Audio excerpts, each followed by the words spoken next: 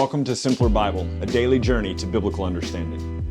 Welcome to episode 20 of Simpler Bible. Today we are going to be in Genesis 42 through 44.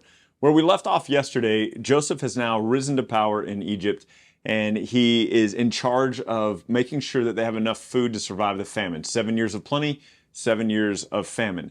And so one of the things that we need to note is that where this story picks up, we're already 2 years into the famine. So they've had their 7 years of plenty, and now we are 2 years into the famine. So make a note of that when you're reading here in Genesis 42. Pick up with me here, and it says this in verse 1. When Jacob learned that there was grain for sale in Egypt, remember Jacob is Israel. That's his new name. He was renamed. We saw that twice. When Jacob learned that there was grain for sale in Egypt, he said to his sons, "Why do you look at one another?" And he said, "Behold, I have heard that there is grain for sale in Egypt. Go down and buy grain for us there, that we may live and not die." So 10 of Joseph's brothers went down to buy grain in Egypt. They're going to leave Benjamin out. It says right here, Jacob did not send Benjamin, Joseph's brother, with his brothers, for he feared that harm might happen to him. Now, I need you to know and understand something really quickly here is every children's book I've ever seen, every teaching on this that I've ever seen, Benjamin is still a little boy. Benjamin is not a little boy at this point. Remember, it's been at least 22 years since Joseph left. It's been, well, he didn't leave, did he? He was sold into slavery. So it's been 22 years since Joseph was sold into slavery. And Benjamin is only about 6 years younger than his brother.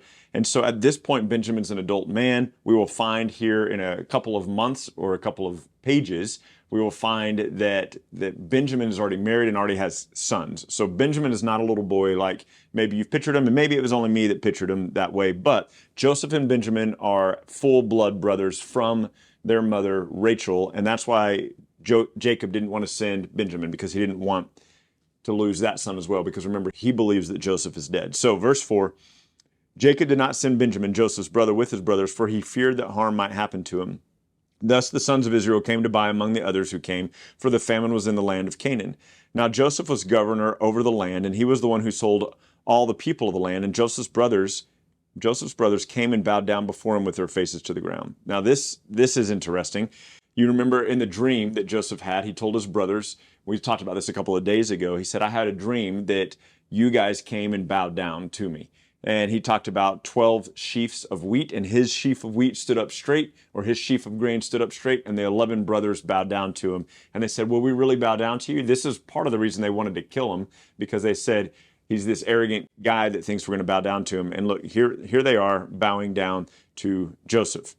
Joseph saw his brothers and recognized them, but he treated them like strangers and spoke roughly to them. He said, "Where do you come from?"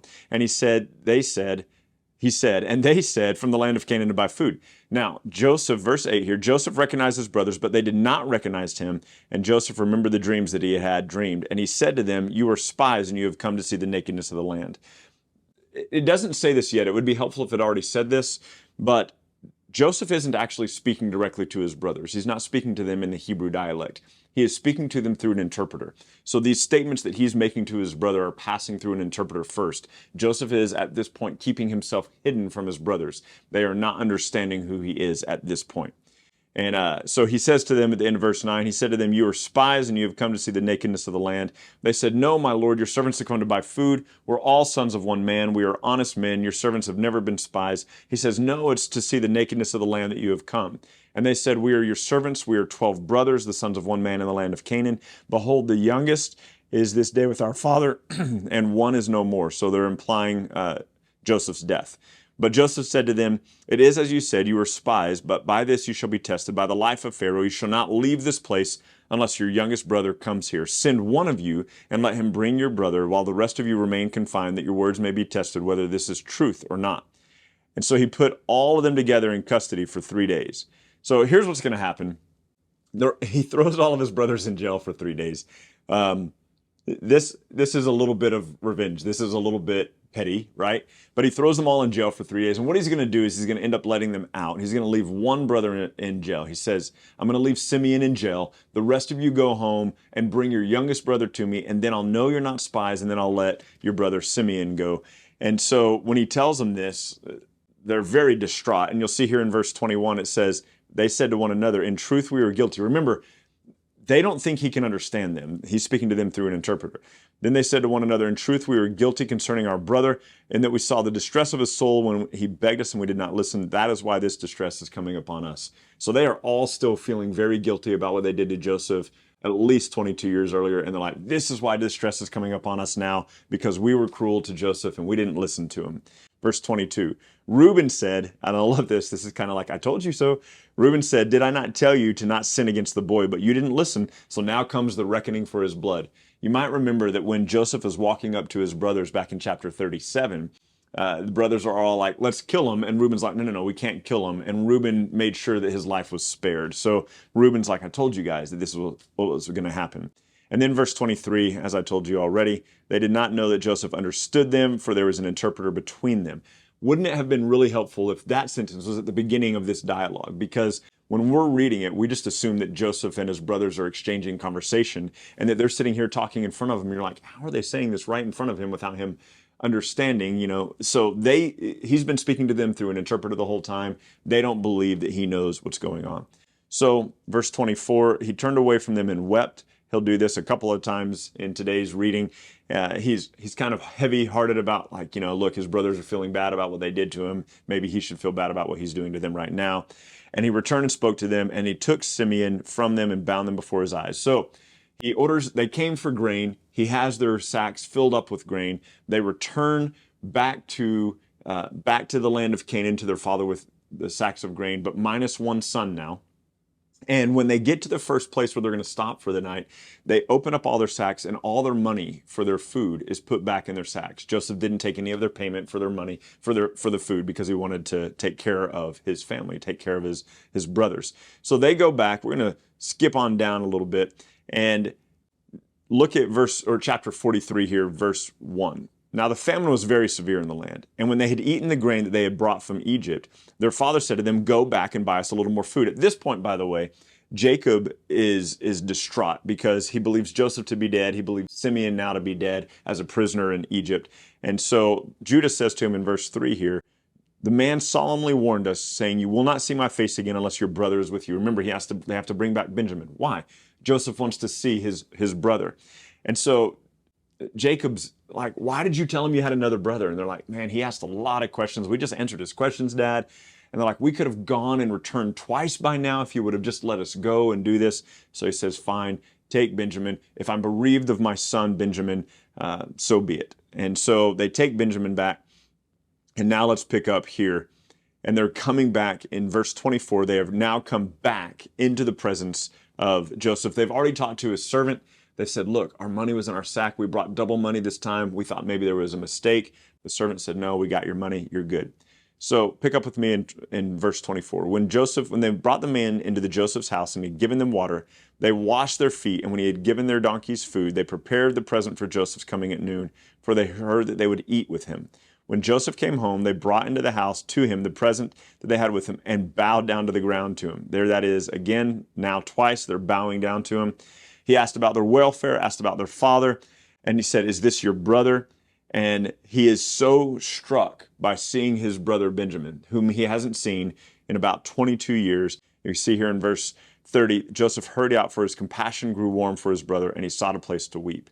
Now, he comes back in, he's going to fix dinner for them, and he sets them at the table in order of their birth, from oldest to youngest. And that kind of surprises them all. And he gives them all a portion of food, but he gives Benjamin 5 portions of food. And so they can't believe, they think that he is able to divine things, to understand mysteries. So he sends them away the next day with the food, but he asks his servant to put a silver cup in the sack of the mouth of the youngest. So put this silver cup on top of the grain in Benjamin's sack. And he lets them leave town. And then he says to his servant, chase after them and say, how dare you steal my cup? This was all a charade. This was all, it's Joseph still being a little bit petty, if we're being completely honest. And so the brothers are allowed to leave. Benjamin has the silver cup in the top of his sack, doesn't know that. The servant catches up with them a little ways outside of town and says, hey, why would you steal from my master? And they're like, no, we didn't steal anything. We even brought our money back. Remember when we thought you guys didn't get our money the first time? We're honest men.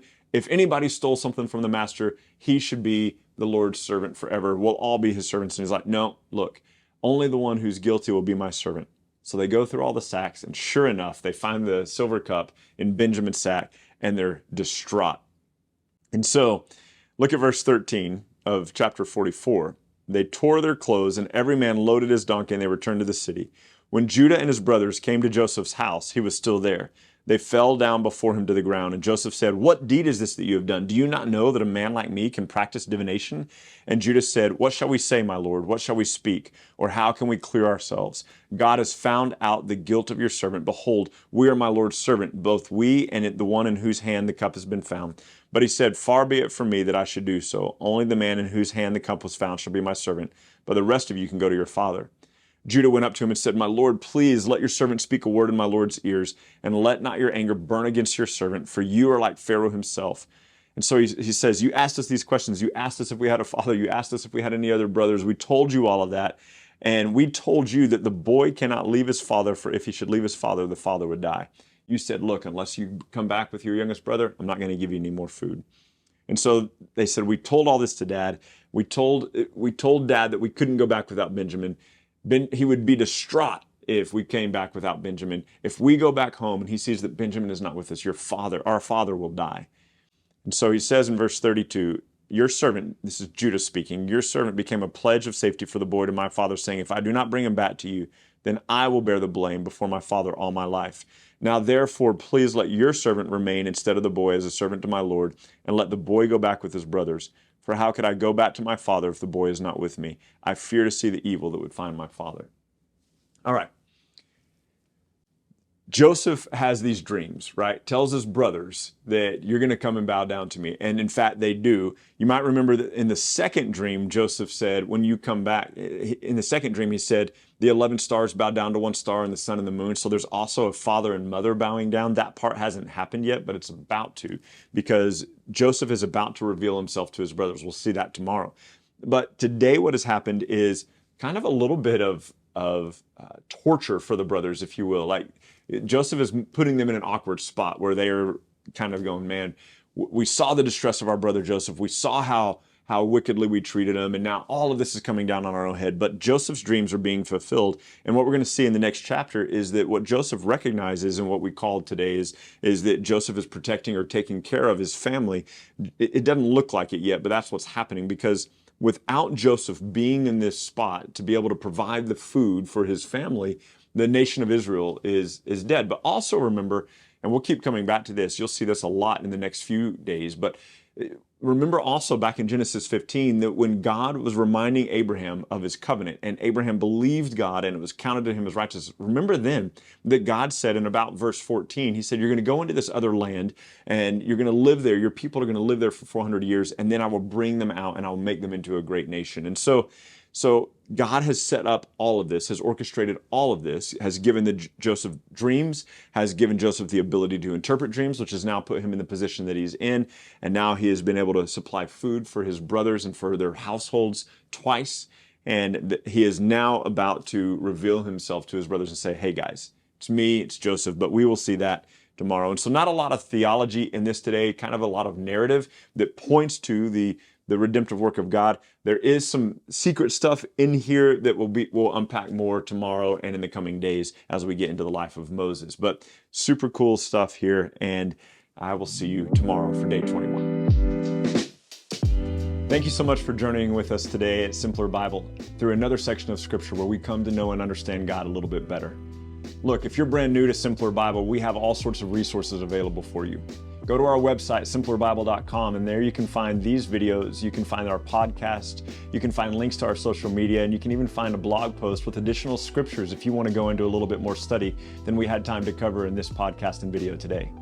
We hope that this tool will be exactly that for you, a tool. Not something that replaces your daily walk with God, but something that enhances your daily walk with God and helps you to know and enjoy Him more. Thank you so much for being part of this, and we'll see you again tomorrow.